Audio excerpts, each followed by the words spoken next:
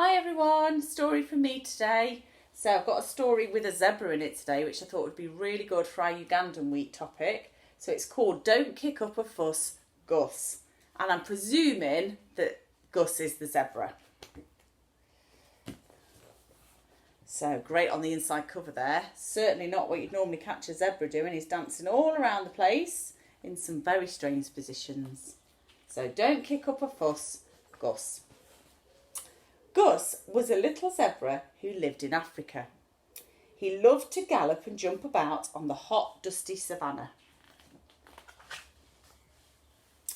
One morning, Gus was playing. It hadn't rained for ages, so the ground was very dry. He stamped his hooves, he reared, he bucked, and made the biggest dust clouds ever. Just then, Mum called Gus. "Come along, dear, we're going on a long walk." "But I want to make dust clouds," said Gus, digging in his hooves. "Don't kick up a fuss, Gus," said Dad. "It's too hot here. The grass is dry and tough and the river has nearly dried up." Before Gus could say anything more, his family had trotted off to join the rest of the herd. They walked along a riverbank and through a forest. "Walk nose to tail," Mum told Gus. "No galloping off on your own," said Dad. "Walking is boring," moaned Gus. "I want to go home." Gus's family did their best to make the journey fun. Dad sang Five Little Zebras with Gus, and Mum sang Here We Go Round the Acacia Tree. When Gus got bored of singing, Grandma played I Spy. "Are we nearly there yet?" asked Gus.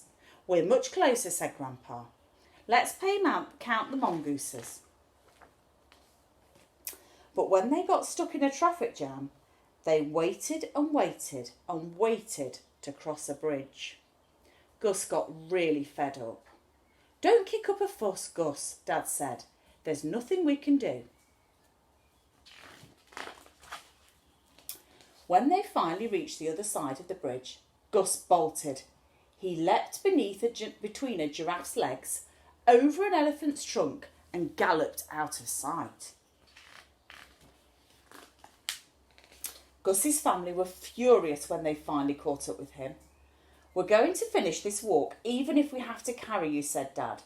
"Don't kick up a fuss, Gus." But Gus wasn't going to give in just yet. He kicked up the biggest fuss ever. Eventually, Gus wore himself out. "If you've quite finished, we'll carry on," said Dad. "We need to catch up with the others." Mum gently pushed Gus along as they continued on their journey. "No more fussing," she said. At last they stopped and rested for the night. "It will all seem better in the morning," said Mum, nuzzling his mane. The next day, they made better progress. Gus knew there was no point in kicking up a fuss. They crossed a river, trekked up and down a mountain, and finally reached the top of a ridge. From where they could see a lush green valley before them. "We're nearly there," cried Mum, and pointed at something glistening in the distance. Gus joined the other zebras as they bounded down the hill, leapt off the grassy bank, and landed in the waterhole. Gus thought it was wonderful. He hoped he'd never have to leave this place. Gus jumped off rocks, dived into plunge pools, and swooshed down waterfalls. He made the biggest waves ever. "We're all getting wet," cried Gus's dad. "Sploosh!"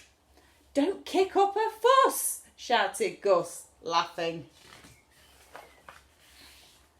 There we go, there he is dancing again. So actually it was worth the journey, wasn't it? Because he ended up there somewhere much better. Hope you enjoyed it. See you again soon.